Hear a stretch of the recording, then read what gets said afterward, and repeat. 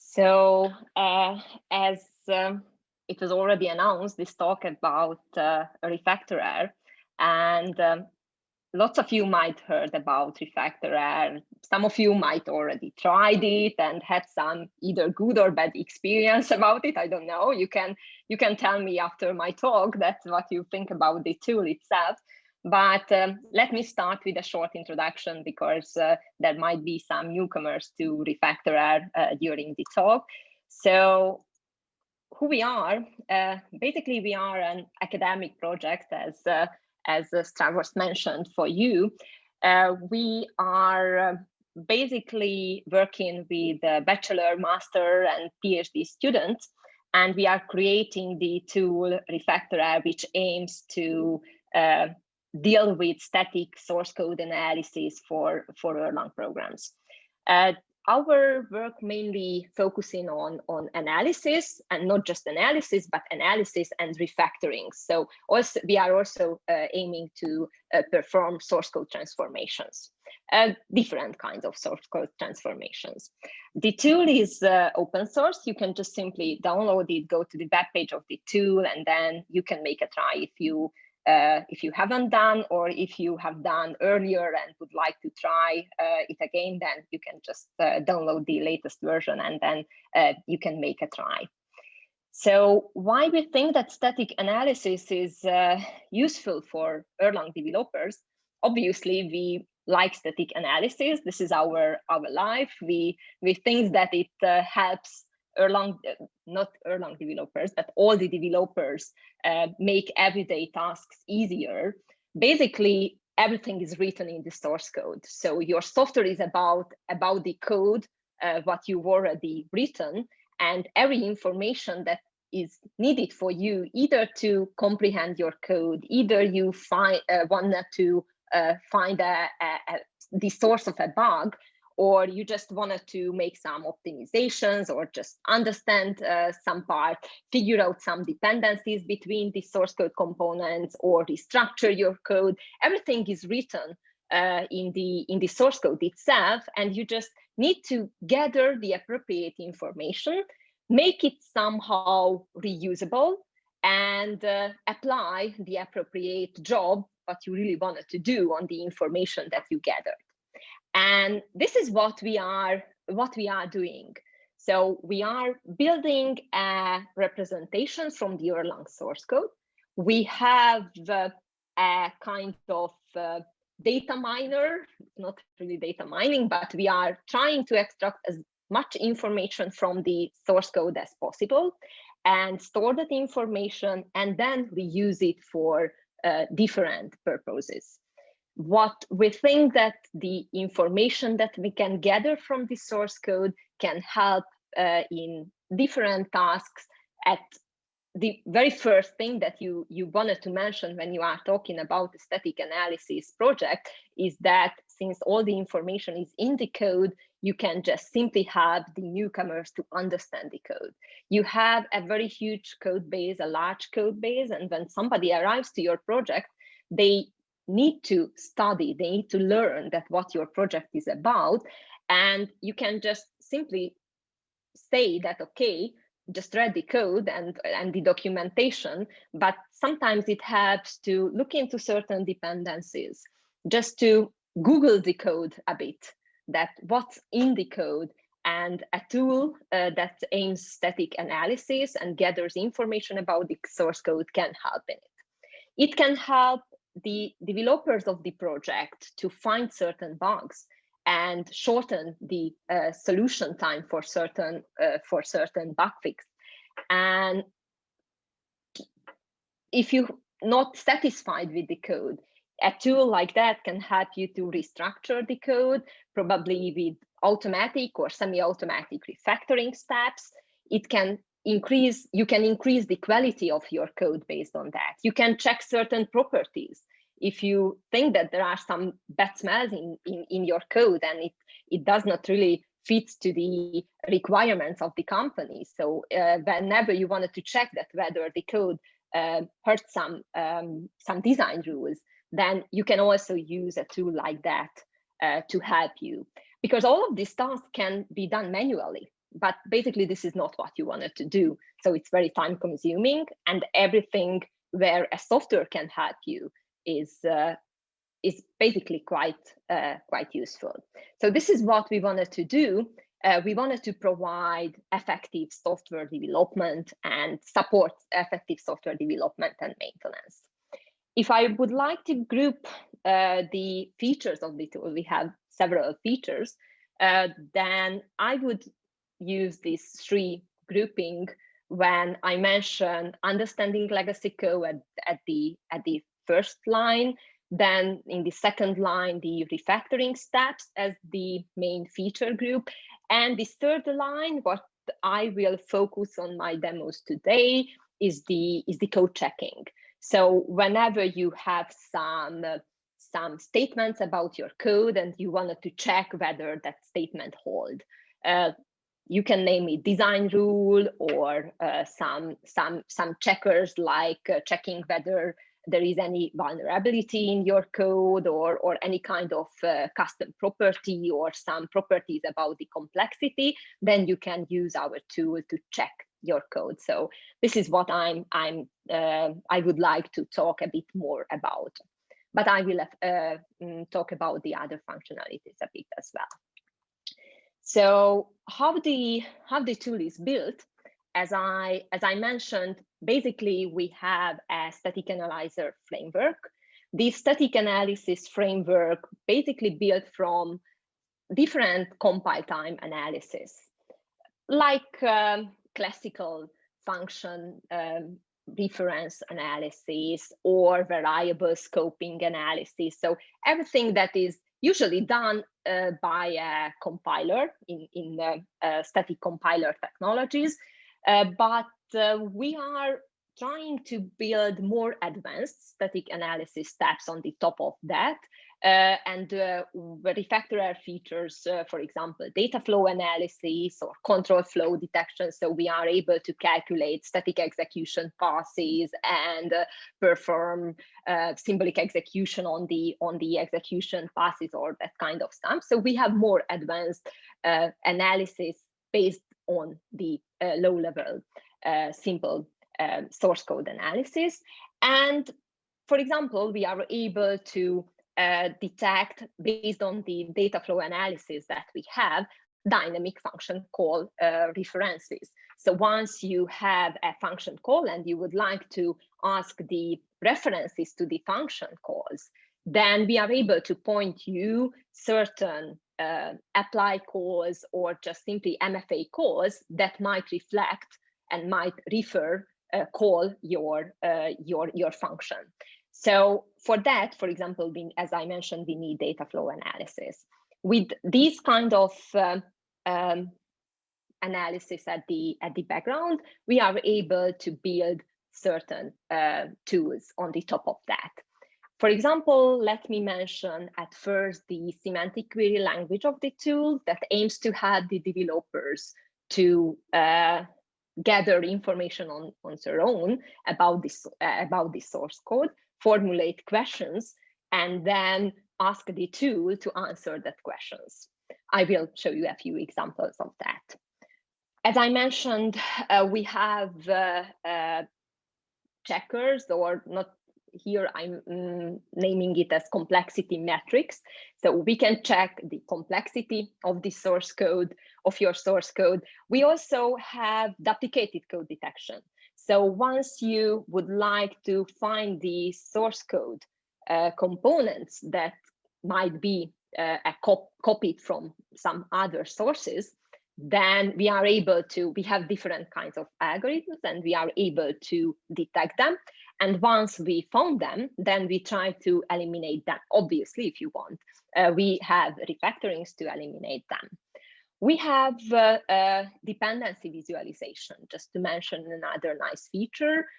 What you see here, this, let's name it, we can name it a hedgehog, or you can, nowadays in the pandemic, you might say that it's something like the COVID. So this is what you see here is the dependence graph of the Amnesia application from the Erlang source code. So we can have static and dynamic views. This is the dynamic view of the Amnesia application, and you can click on one node and zoom in it and try to explore the dependencies inside a certain application. And just to mention one more feature that was a topic already at this conference as well, is that RefactorErl aims to support secure programming, secure coding, with providing security checkers. So we try to use the information what we have about this source code to find some vulnerabilities in this source code. So once you have something that may lead to some security issue, we try to localize that in the source code for you and perform some checks on it. So, and lots of other stuff. Usually what I've mentioned here are mainly at some experimental phase and not yet released. So, for example, we have lots of analysis related to parallelization and distribution. So we have communication analysis. We are able to draw communication graphs where we highlight the processes statically, processes and the messages sent between the processes, and perform some analysis on that graph. We have a functionality to provide program slicing on Erlang code, which leads to test case selection in terms of some modifications. So if you would like to know that what are the components that are the test cases that are affected by a change on the source code, then we use program slicing on the code, and we select the relevant test cases. We also worked a bit a few years ago, and we are working on it now as well. This topic is the decompilation. So what we think is that as much information as we have from this source code, as precise our analysis are. So that's why we would like to analyze the dependencies from the Erlang beam files as well. And when I'm talking about beam files, I'm talking about beam files compiled without debug info. So RefactorErl already able to analyze since a while beam files that has debug that was compiled, a beam file that was compiled with debug info, but now we are working on adapting our old compiler on the new features of the Erlang beam files. So I hope that we will finish it soon. We also work on different parallelization and distributed programming support related refactorings. So, for example, just to mention the party project, when we worked on certain pattern candidate discovery techniques to find some source code part in your sequential Erlang code that are amenable for parallelization. And we are, since we have a refactoring tool as well, we can introduce some parallel skeletons instead of your sequential code fragments. And we moved a step forward, and instead of structured parallelism, we also applied some ad hoc parallelization techniques when we just try to parallelize certain components what we found in the source code with some ad hoc constructs, so just spawning a few processes and waiting the results. So not in a structured way like we did in the party project, but in a more ad hoc way. What we also did is the distribution analysis. So we tried to identify distributed source code components, and then try to somehow not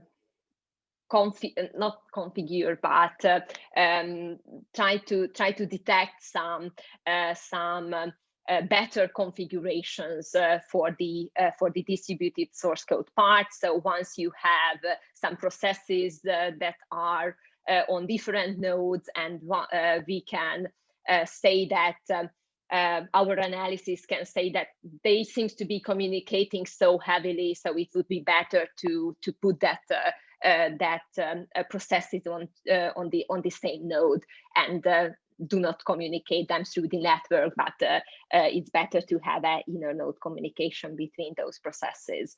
So this is another topic what we've done. As I mentioned, these are experimental features of the tool. They are not released, but if you are interested, then I can share you the component what we have as an alternative. Sorry, it doesn't go. So at this point, I would like to show you a very short demo, just to have an impression that what I'm talking about.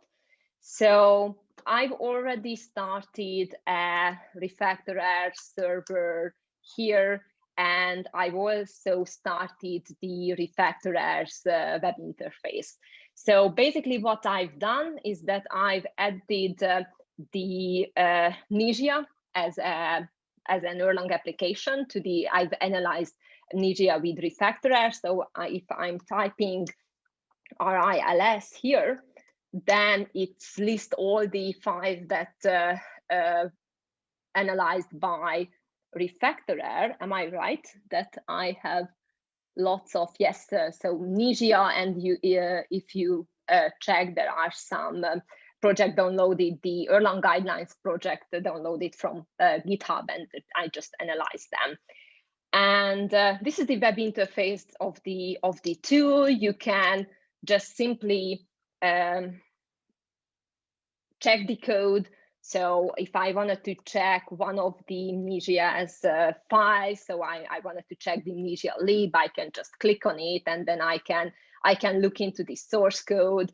I have a function quick list, and if I wanted to look in one of the functions, so for example these openlock functions, I'm just clicking on the openlock function, and then it opens a source code browser for me, and then I can Google the code here. We have some built-in queries. So if you click on the openlog name, then you can find all the references to this function. Let me just show you the result. So here's the references. It has only a single reference. So it's not that common, but that function had only a single reference. So this is what you can do, but it's also possible to run different semantic queries on the top of the analyzed RefactorErl database. So let me just select, this is the history of what I've done earlier. So for example, you've seen earlier that I've selected manually the openlock function from the function quick list, but I can formulate a query as well. I don't know whether the letters are big enough to read it, but I can just simply click on it, write mods.funds. So I'm asking all the modules and all the functions, and I'm filtering the function name by openlog. So it will list me only the openlog named functions. And if you click one of that, so it's exactly the same, then you will have the, no, it's not the same. Earlier I clicked on another openlog, I don't know which one. But let me show you another functionality. So we have this name variable here, and once you have a variable, you have a different context menu. For example, for a variable, you can ask references and bindings, but I'm interested in the possible values of that variable. So I'm asking the original value of that variable, and you can see here that different values may have that variable. fallback tab, prepare tab. So there are certain values. We have some variable listed here, which is not an exact value because this all can be exactly the same value. But let me just click on one of them. So here the decision tab, it's not an argument of the openlog6 function, it's the argument of the openlog123 function, but I guess that it flows to the openlog6 function as well. So these are not direct values. It goes through an interfunctional data flow analysis, and we try to gather all the possible values of certain variables. So if I click on which some other, so decision log, it's also a 3 argument openlog function call, but here you can find an atom in the source code that might flow to the openlog6 functions first argument. Let me show you the dependence graph, since I've already mentioned it. So you can see that I've already asked dependence graphs earlier. So this is the dependence graph. It's a module dependence graph showing just the connections between Erlang modules. Connection is through used functions or common record usage or common include. So that defines a module dependency. And since I have different applications, you can see that we have some certain blocks in the dependence graph, and you can dynamically filter these graphs. So if I'm asking just the connections in the clicking on the connections of the Nisia module, then, or probably I clicked on Nisia lib, then this are the dependencies of that module. So let me go back just quickly to my slides, because I have lots of things to say. So let me continue with playing. Sorry. So what I would like to tell more is that, okay, you can use the different kinds of tool of the different features of the tool, but you can use the tool for checking different properties. And why I showed you the semantic query language, because that is one interface if you wanted to check something about your source code. Type in semantic queries and you will have the result. The problem with this interface is that that you have to do it manually. You type something, you will have the result, you can click. So it's nice when you wanted to browse the source code, but sometimes you wanted to do automatic checking on the source code. And that's why we have a new client introduced. It's called the DRC, like design rule checker client. And then this provides you an automatic functionality for design rule, and not just design rule, but any kinds of semantic rule checking. So what we have so far is the semantic query language, what I've already showed to you with a few examples. It had some built-in functionalities, like when I clicked on the certain element in the code browser and it's just jumped to another point in the source code, or you can build your own queries. What I also showed you, that if you wanted to check the references for a certain functions or just find some references, then you can also do it. So it's also possible to write even complex queries. So, for example, if you check the query on the left-hand side on my screen, it describes a use case when you would like to find all the function applications that calls the, here the Nisia openlog function, exactly the same with the atom decision log.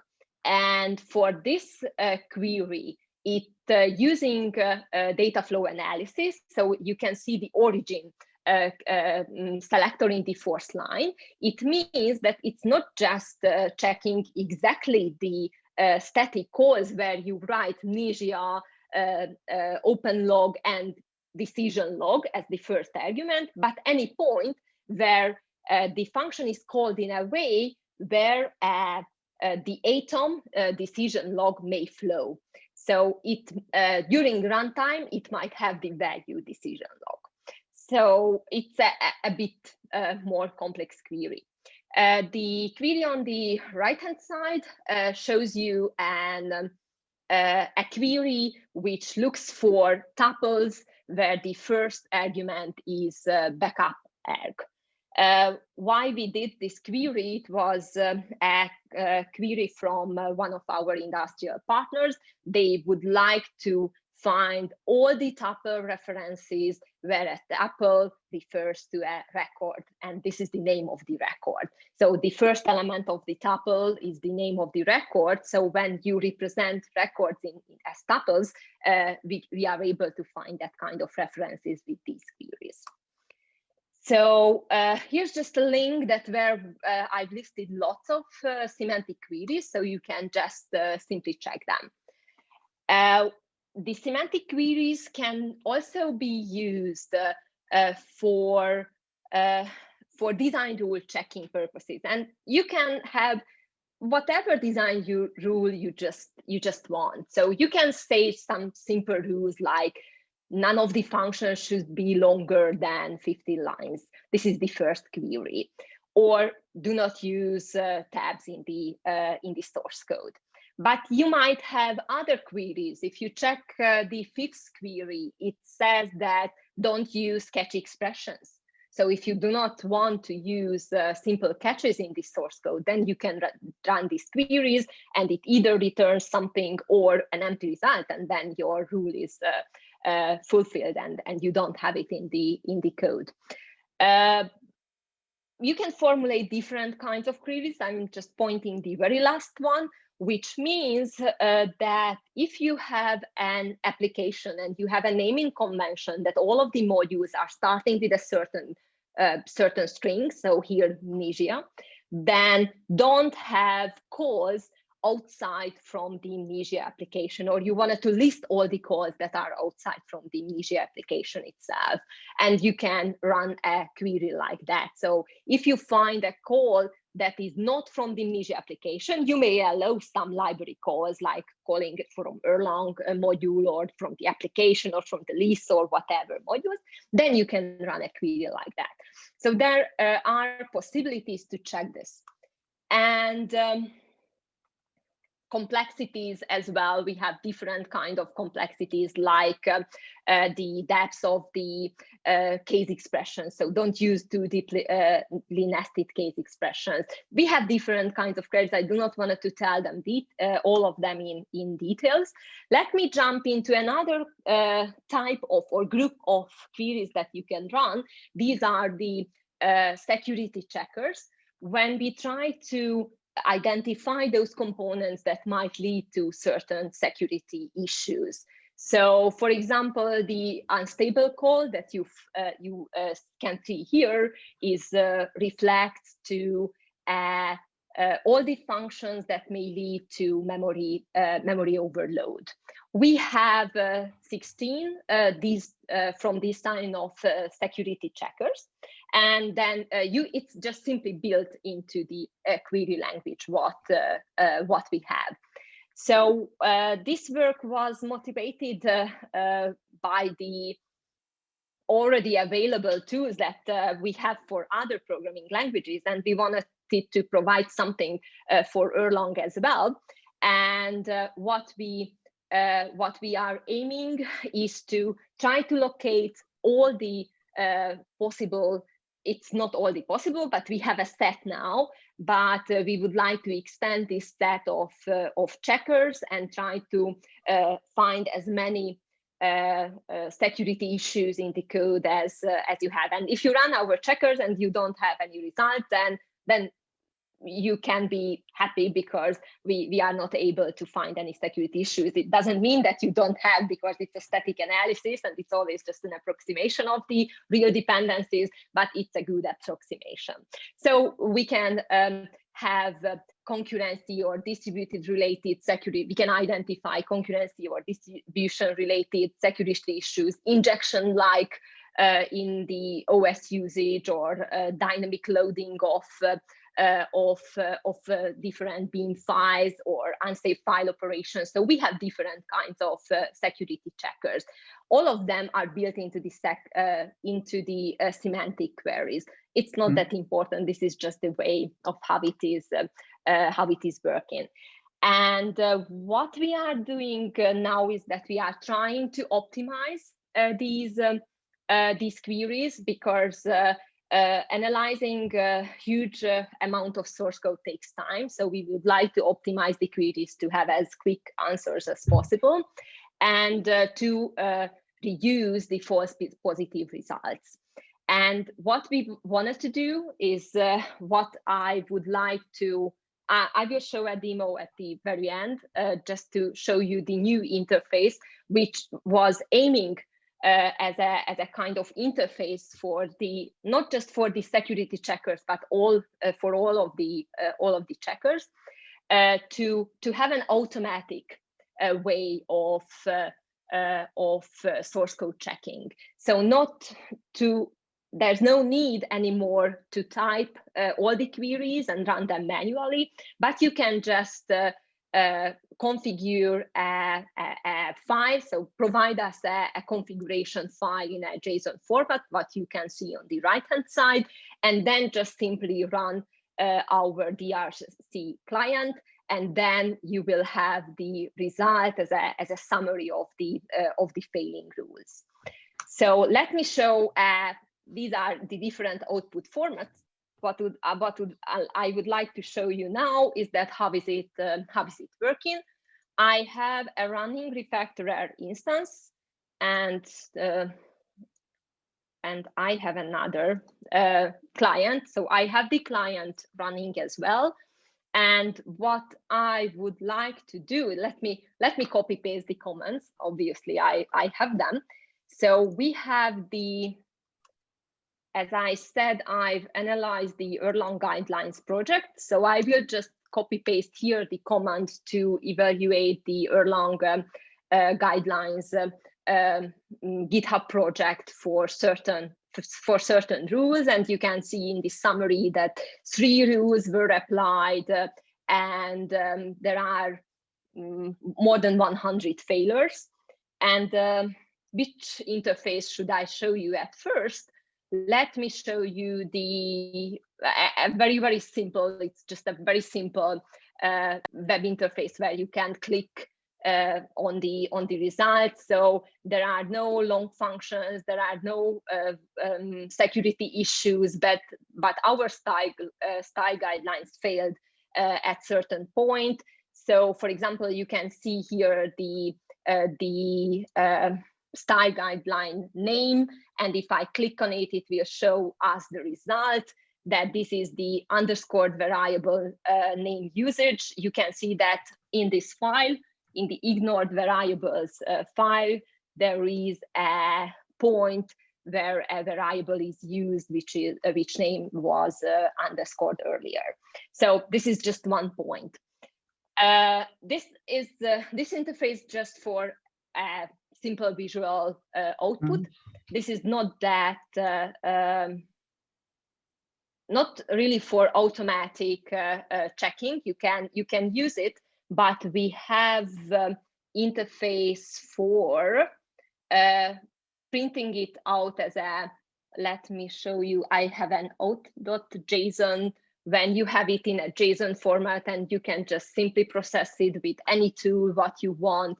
Or the last thing I would like to show is I have it as an Erlang term in a map. So if you wanted to process it from an Erlang shell, then you can also do it.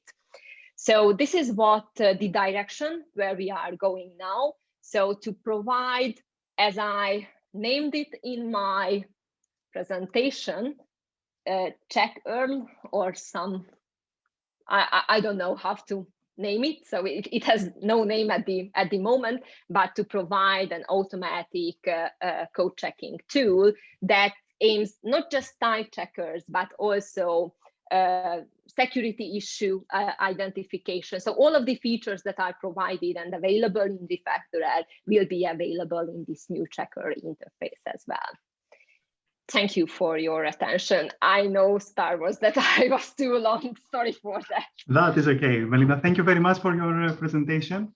In the interest of squeezing in as much questions as we can, I will take them myself. I'll ask you a few things that have shown up. By far, the most pressing question for you is, what about the new language server? How does RefactorErl, or let's put it in enumerate, when will RefactorErl be able to do things with it? This is on the to-do list of RefactorErl in the very first place. So whenever I find a student who are willing to work on this project, we will have a language server integration as well. So I would really love to have one. So this is on the priority list of RefactorErl. I just need to find a student who is willing to work on this topic. So we would like to have it. I can't say when. Yeah, oh, of course. Unfortunately, but this, I hope that in the near future. This builds into the two other popular questions in the list.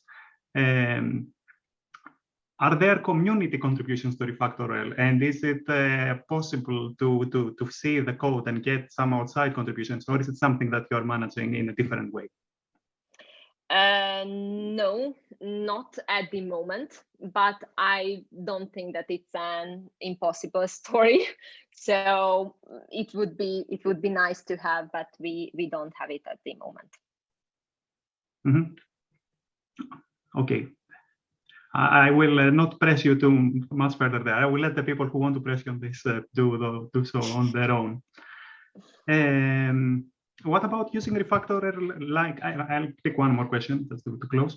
What about using RefactorErl to other BIM languages, like Elixir and so? Is this a direction that you're exploring? Yes, I think that it was not in the experimental features list because it's not finished yet. I had 2 students who worked on it earlier, but those results were not really satisfying, so that's why we had not really announced it. I have a student who is working on it now, and I hope that it will have an impact as well. So something that we can use. So we would like to have. It's focusing on Elixir. Sorry, I haven't mentioned it. So it's focusing on Elixir. We would like to have an Elixir integration. The problem is at the moment that we are facing is that we have to adopt the semantic analyzers to handle the new construct that is coming from Elixir. So this is the stage where we are. We hope that we can manage it soon, and then we have it also in the experimental feature list. So what we would like to do is to handle the 2 languages at the same tool. So having exactly. A single RefactorErl instance should handle both Elixir and both Erlang source files. So that is the aim at this point. All right. And there are many more questions, so please go back there after when you have a moment and add some comments, or stay around in Toucan so that people can find you. But thank you very much for your presentation. It's a very interesting tool that shows that there's a lot of the users demand a lot from it. So that's always a happy place to find yourself in. And thank you very much to everyone attending.